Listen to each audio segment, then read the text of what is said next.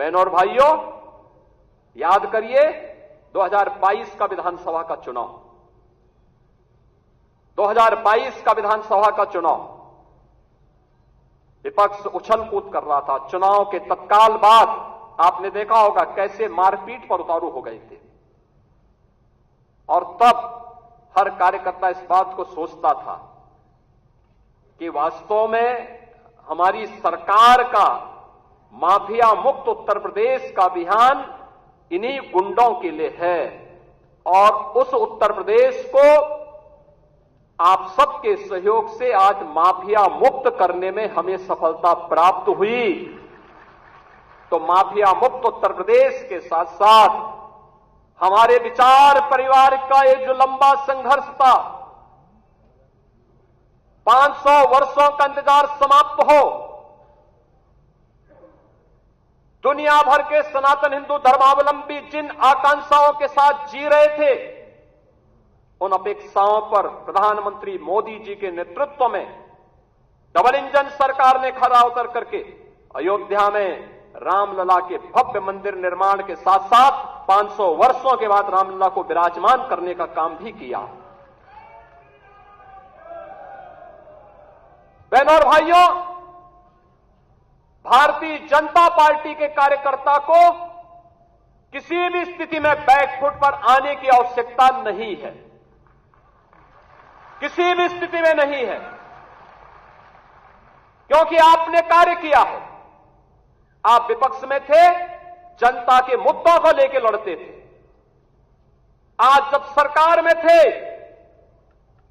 तो याद करिए, उत्तर प्रदेश के अंदर सुरक्षा का ये वातावरण आपको आज देखने को मिल रहा होगा। याद करिए, इसी मुहर्रम के समय में सड़कें खाली हो जाती थी, सूनी हो जाती थी। आज मुहर्रम आयोजित हो रहा है, इसका पता भी नहीं लग रहा है। ताजिया के नाम पर घर तोड़े जाते थे, पीपल के पेड़ काटे जाते थे, सड़कों के तार हटाए जाते थे, पुल तोड़ दिए जाते थे। आज कहा जाता है किसी गरीब की झोपड़ी नहीं हटेगी, आज कहा जाता है कोई तार नहीं हटेगा, आज कहा जाता है कि सरकार नियम बनाएगी, पर्व और त्योहार मनाना है तो इन नियमों के अंतर्गत मनाओ, और नहीं तो अपने घर में बैठ जाओ। ये मनमानापन नहीं चल सकता है।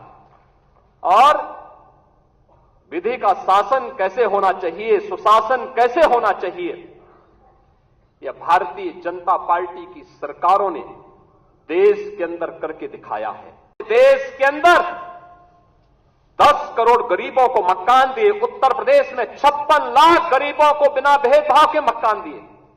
हमने जो नारा दिया, मोदी जी ने जो नारा दिया कि सबका साथ और सबका विकास, हमने जाति मत और मजहब के आधार पर भेदभाव किसी के साथ नहीं किया। हम आज भी कह सकते हैं हमने किसी के साथ भेदभाव नहीं किया, कोई भेदभाव किसी के साथ नहीं किया। विकास के कार्यों के लिए भेदभाव नहीं किया।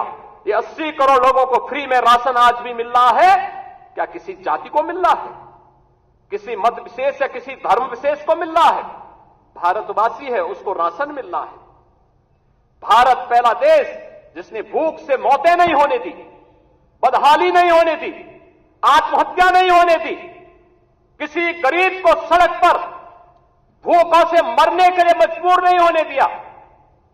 लेकिन उस सबके बावजूद भारतीय जनता पार्टी का कार्यकर्ता लगातार कार्य करता रहा, विपरीत परिस्थितियों में अपनी जान की परवाह किए बगैर लगातार कोरोना जैसी महामारी से जूझता रहा, और सेवा को ही संगठन मान करके कार्य करने का परिणाम रहा कि जिस महामारी के सामने दुनिया की बड़ी बड़ी ताकतें नतमस्तक हो गई, उसी कोरोना को कहां समाप्त कर दिया मोदी जी के नेतृत्व में। भारत ने सबसे अच्छा परिणाम देकर के दुनिया के सामने कोविड प्रबंधन की एक नई अनूठी छाप छोड़ी। कोई कारण नहीं 10 की 10 उपचुनाव फिर से भारतीय जनता पार्टी अपने पक्ष में करने में सफल हो, लेकिन इसके लिए आज से जुड़ना पड़ेगा, लगना पड़ेगा। एक एक कार्यकर्ता को अपना अभियान मान करके फिर इस अभियान के साथ जुटना पड़ेगा। और उसी के लिए आपका आह्वान करने के लिए आज फिर हम लोग आए हैं। बहनों और भाइयों, हम 2010 के 10 उपचुनावों के लिए तो हमें अभी से तैयारी करनी ही है, लेकिन हमें इस बात का याद रखना, उत्तर प्रदेश को जो ये नई पहचान बनी है, उत्तर प्रदेश जो पहले छठी अर्थव्यवस्था थी, आज देश की नंबर 2 की अर्थव्यवस्था बन चुकी है और तेजी के साथ उभरती हुई अर्थव्यवस्था के रूप में अपने आप को स्थापित कर रही है। उत्तर प्रदेश का जो परसेप्शन बदला है, आज आप देश और दुनिया के अंदर कहीं जाते होंगे, लोग उत्तर प्रदेश के नाम पर आपको सम्मान देते होंगे।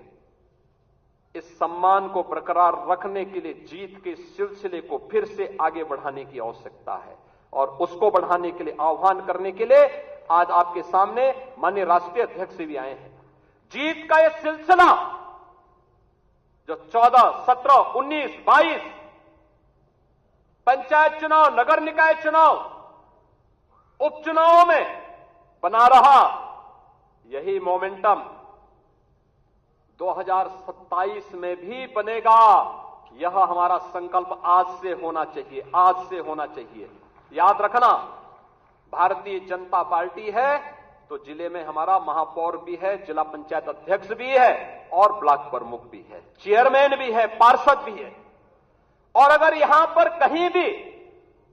कहीं कोई खरोंच आता है तो वहां उसका असर वहां पर भी पड़ने वाला है और इसीलिए अभी से इसकी तैयारी में जुटना होगा। एक एक व्यक्ति को जुटना पड़ेगा, ब्लॉक प्रमुख हो या चेयरमैन, महापौर हो या जिला पंचायत अध्यक्ष, विधायक हो या विधान परिषद सदस्य, लोकसभा के हमारे माननीय सांसद हो या फिर राज्यसभा के माननीय सांसद, इन सबको संगठन के साथ बेहतरीन तालमेल बना करके, संगठन जिसको तय करे उसके साथ खड़ा होकर के प्राणपण से जुट करके कमल चुनाव चिन्ह को विजयी बनाने के संकल्प के साथ अगर हम आगे बढ़ेंगे तो आपका भी सम्मान होगा, सर्वत्र सम्मान भी मिलेगा।